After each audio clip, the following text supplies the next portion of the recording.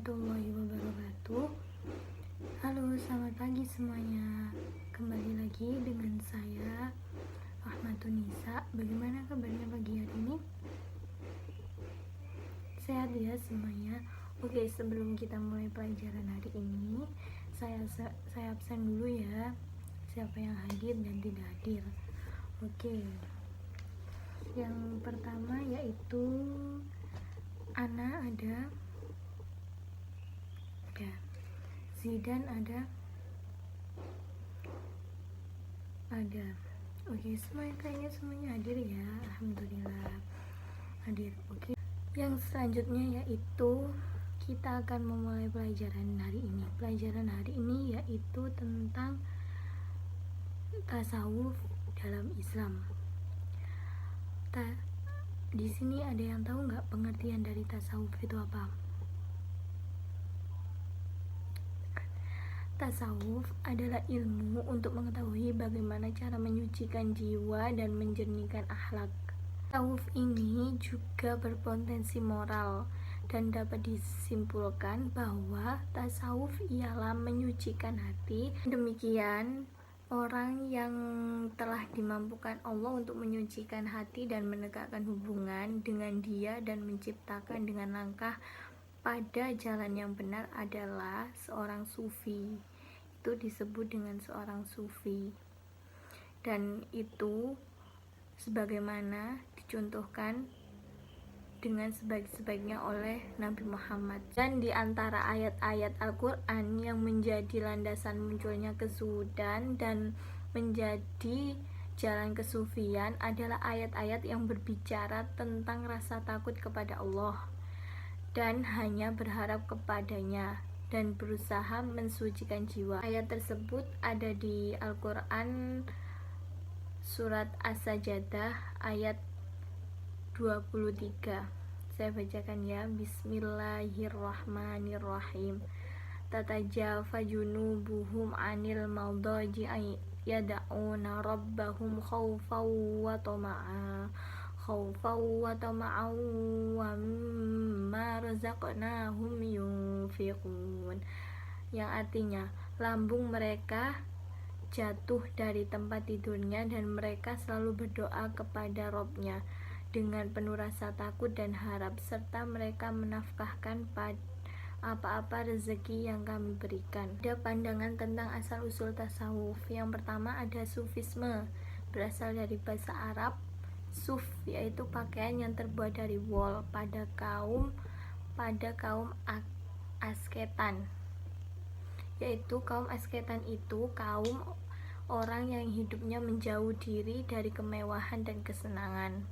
Yang kedua yaitu sufisme, yaitu ajaran mistik yang dianut sekelompok kepercayaan di timur, terutama di Persia dan di India. Terus yang ketiga ada tasawuf dan sufi, berasal dari kota Bashrah di negeri Irak. Karena mereka suka mengenakan pakaian yang terbuat dari bulu domba, maka mereka disebut dengan sufi. Oke, yang selanjutnya saya akan menunjukkan video-video tentang sufi dan tentang tasawuf. Pada zaman dahulu kala, hiduplah seorang pemuda yang bernama Abdul Qadir Jailani. Dia seorang pemuda yang sangat soleh, yang kelak akan menjadi salah seorang ulama besar dan terkenal. Ayah ibunya adalah orang tua yang taat dalam beribadah, dan Abdul Qadir Jailani dididik dengan suasana keimanan yang sangat baik. Mengaji dan menghafal Al-Quran sudah ditanamkan sejak kecil. Hingga suatu ketika, di usianya yang ke-18 tahun, dia pun membulatkan tekad dan meminta izin kepada ibunya.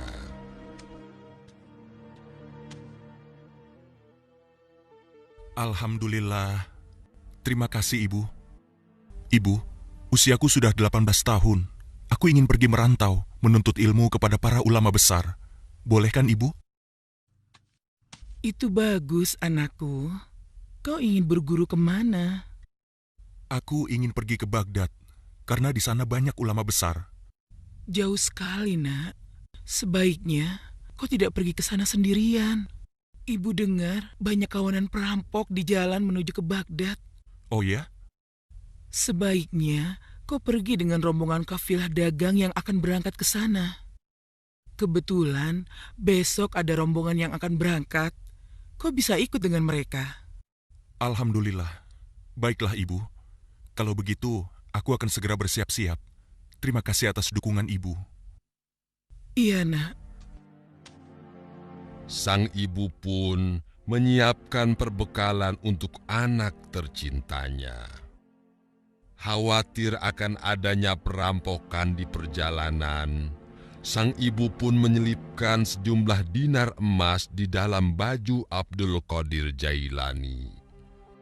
Saat keberangkatan pun tiba. Nah, itu mereka. Bergabunglah bersama mereka. Baiklah, Ibu. Aku pergi dulu. Doakan agar aku selamat sampai tujuan. Tentu saja, nak. Ingat pesan ibu ya. Jadilah anak yang jujur dan senantiasa bersabar. Ini anakku, bawalah ini. Di dalamnya ada uang 40 dirham. Hati-hatilah. Terima kasih, Ibu. Iya, nak. Berangkatlah. Semoga kau selalu dalam lindungan Allah, nak. Demikianlah, Abdul Qadir pun pergi menuntut ilmu bersama rombongan kafilah dagang. Menyusuri padang pasir yang gersang, hingga sampai di suatu tempat.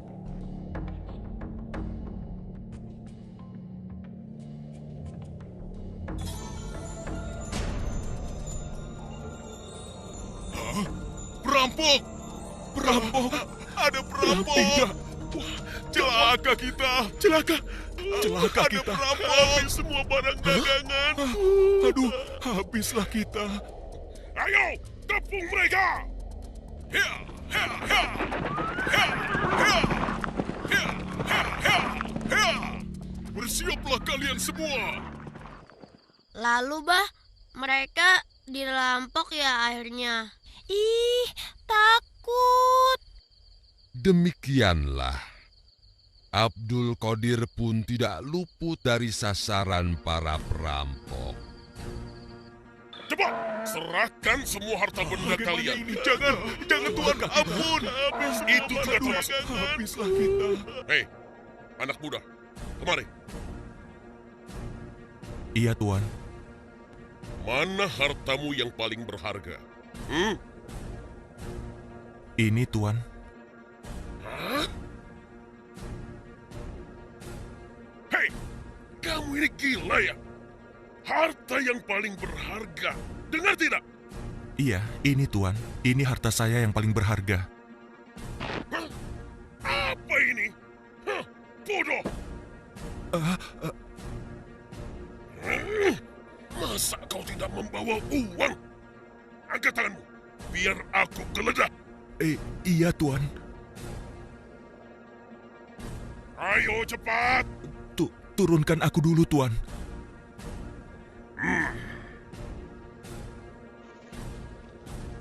Benar-benar tidak memiliki apa-apa anak ini. Dasar kau tidak berguna. Pergi sana. Aduh. Tuan. Apa yang sebenarnya engkau cari, Tuan? Pakai nanya lagi. Fulus. Fulus. Duit. Kalau itu yang Tuan perlukan, kemarilah. Ini, ambillah. Hah? Sini. Anak pintar. Mengapa tidak dari tadi sih? Hah?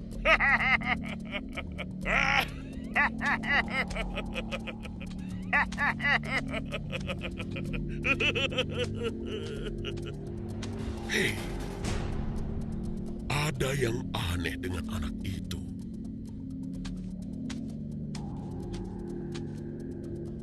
Anak muda, siapa namamu? Saya Abdul Qadir Jailani, Tuan. Kenapa kau ingin pergi ke Baghdad? Saya ingin belajar, Tuan, karena di sana banyak sekali ulama-ulama besar. Apa bekalmu untuk hidup di sana? Selain buku-buku ini, sudah tidak ada lagi, Tuan.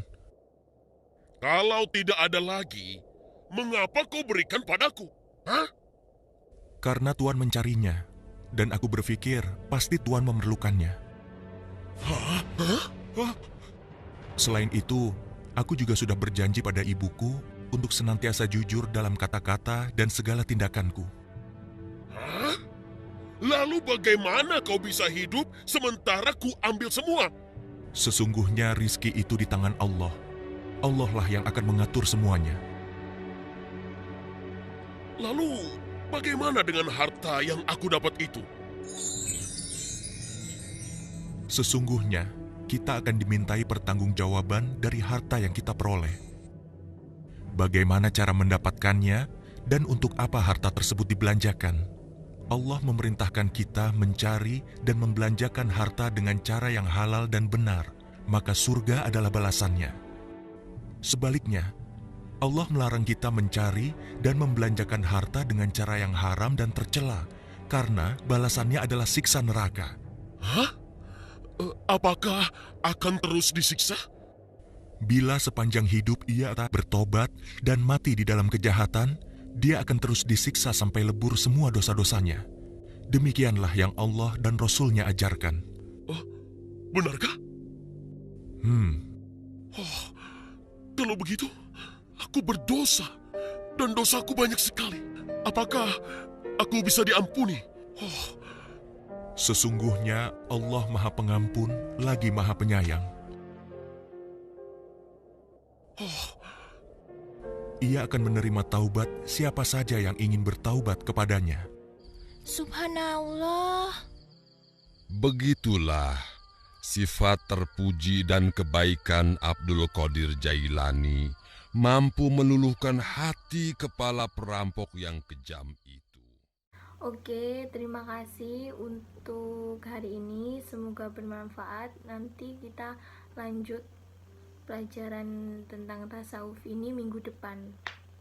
Dan terima kasih untuk semuanya. Wassalamualaikum warahmatullahi wabarakatuh.